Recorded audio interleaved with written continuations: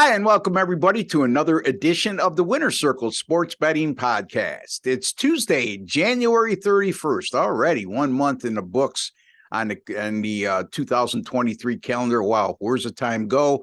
But in any event, we're lucky today because we got Jesse the Mule Shule, baby. And I call him the Mule affectionately because the guy is stronger than an ox.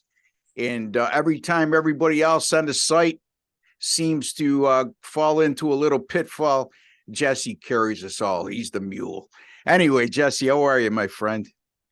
Doing well, Ross. Yeah, final day of the month and hoping to finish off strong.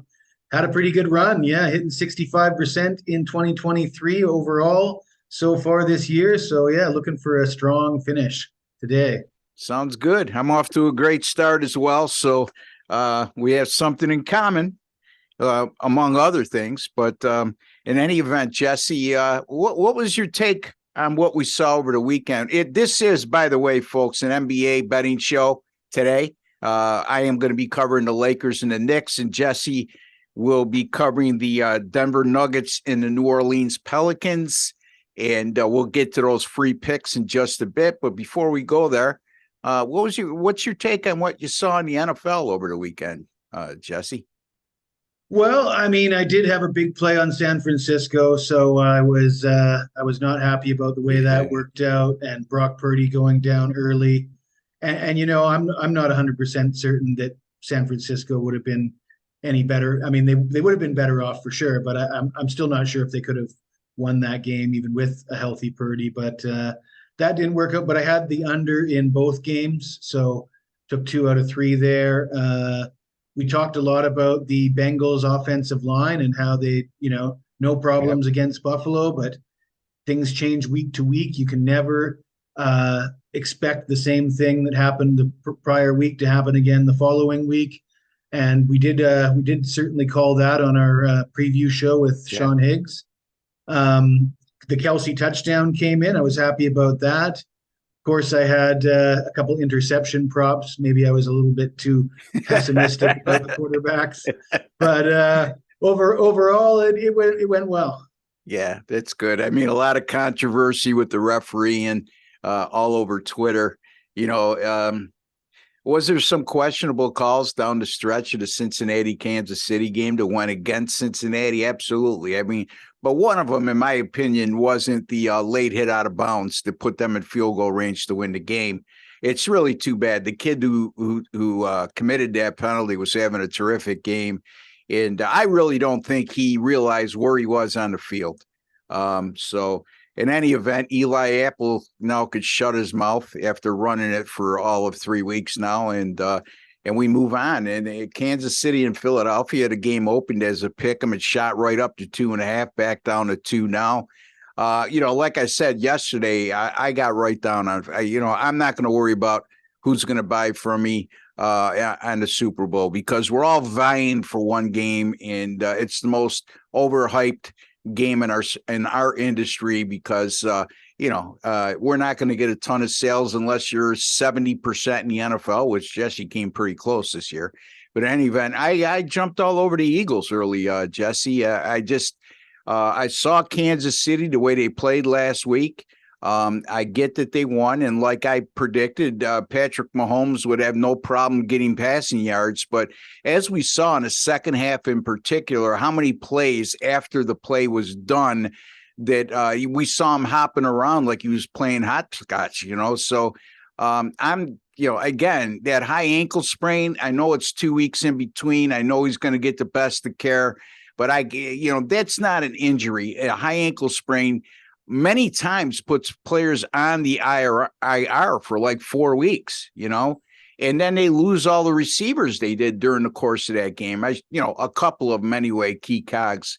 I mean, I don't know how you feel, if you have anything early you want to share in terms of what we saw as a line move, whether it be on the point spread or total, or any early props you're eyeing down.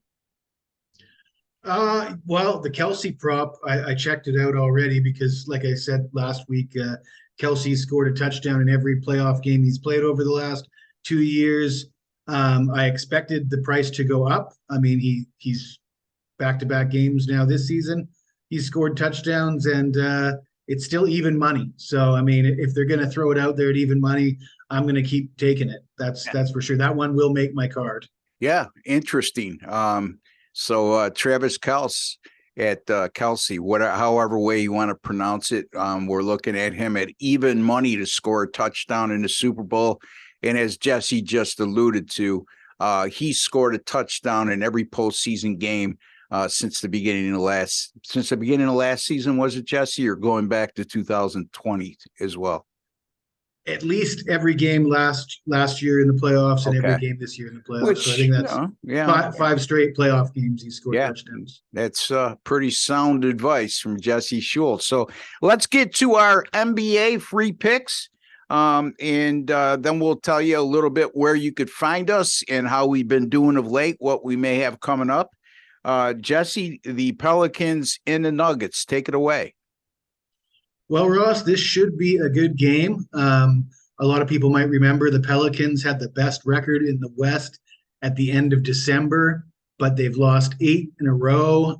Denver is themselves coming off back-to-back losses, but that was on the road at Philadelphia and Milwaukee. So no shame in losing tough road games to those top teams in the Eastern Conference.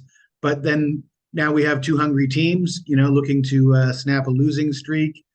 It's going to be tough for New Orleans. The Nuggets have the best home record in the NBA at 22-4. Both teams just around average defensively, but Denver slightly better than average at home, only allowing 109 points per game when the NBA averages 114 points per game. New Orleans comes in struggling offensively. They've only averaged 101.8 points per game in their last 5. And Denver also averaging below average 110 points per game in their last 5. This total is sky high, 233.5. I saw the opening line, which was perhaps the Ken Pom look-ahead line, was 229. And to have it jump up as high as 234, it just looks a little inflated to me. I look at the history between these two teams. The under is 8-2 in the last 10 head-to-head meetings. Both games that went over went to overtime. They wouldn't have gone over in regulation. The total tonight is higher than it was in any of those previous 10 head-to-head meetings. The under is 6-1 in the last 7 head-to-head in Denver, and the Nuggets have gone under in 8-3 in their last 11 overall. To put the icing on the cake for this under, Brandon Ingram, probably their best player right now, or certainly was their leading scorer last year. He's only 2 games back from injury, shooting just 30% from the field, 1 of 11 from 3-point range in those games. I expect him to gradually improve, but I'm not expecting him to drop 50 tonight. So I'm going to take the under on that inflated number of 233.5. There you go. The Denver Nuggets and New Orleans Pelicans under the total of 233.5. Can't help but think since Zion Williamson, went down with an injury, that correlates to some of New Orleans' lack of success, as Jesse alluded to. And yeah, I mean, if you listen to Jesse's breakdown there, it certainly makes sense at 233.5, and with everything taken into consideration that he touched upon, looks like a solid play to me. So Jesse likes Denver and New Orleans under the total of 233.5. I'm going to take a look at the Lakers and Knicks game at Madison Square Garden tonight, 7:40 p.m. Eastern time. The Knicks right now, as we speak, are a 3-point favorite. The total is 231. This will be the Lakers' 3rd game in their last 4 days. They lost the previous 2. Boston on Saturday night, that game goes overtime. They lose 108-104. They did cover that game. LeBron James threw a tantrum in that game when he thought he got fouled and it wasn't called. In any event, LeBron did not play in last night's 121-104 loss to Brooklyn.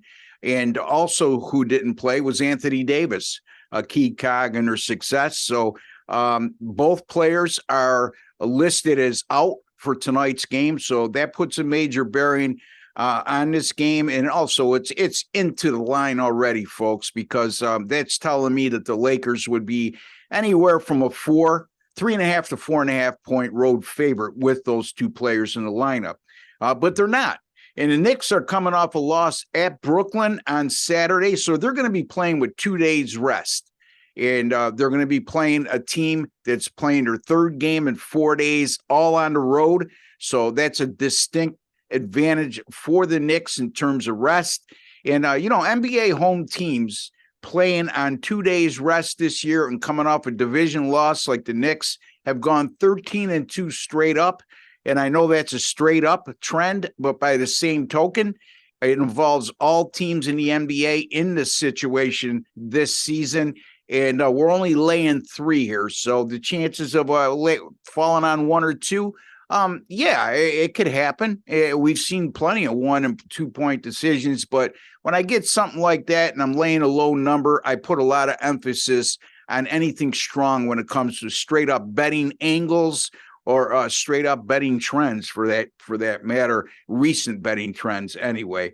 I'm going to go here. I'm going to say the New York Knicks lay the 3 here over the LA Lakers. And Jesse Shule, he likes the New Orleans Denver game to go under 233.5. And Jesse, any thoughts on the Lakers Knicks? And then tell the folks where you prefer they find you, how you've been doing of late, what you may have coming up. Yeah, well, without LeBron and AD, if they don't play, then absolutely, you got to take the Knicks in that spot.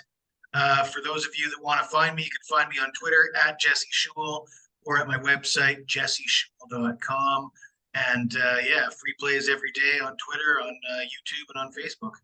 There you go. And Jesse, like he alluded to, since the calendar year turned to 2023, he's hitting 65% in all sports. I believe you went 1-0 last night, if I'm not mistaken. Is that correct? I had one NBA game, and it was a rocking chair winner, won by 21 points. Beautiful, beautiful. I went 3-1 last night. That makes me 16-7 in all sports over the last 8 days. And then going back to August 10th of 2022, which is 4-5, going pretty close to 6 months, going on 6 months now. 127-99 in all sports. My dime players over that course of time are up just short of 17,000 net profit. College basketball since November the 17th, 52-38. That's good for 58%. And my NBA picking up steam as well. Went 2-1 in the NBA last night, 15-8 with my last 23 in the NBA. And you could find me at rbwins.com. That's rbwins.com, where I guarantee all my daily selections, daily packages. If you don't win, you don't make a profit, then I will credit your account the exact amount of your purchase price, and you could use that credit at any time for any way you prefer toward future purchases. So again, it's rbwins.com and jesseshule.com. Jesse will be back with us tomorrow morning as me, him, and Mr. Higgs will be discussing college basketball. Look forward to that. And also we'll be together on Thursday with the same trio. And like I like to say with us three is it's 3 of a kind that can beat any full house, folks.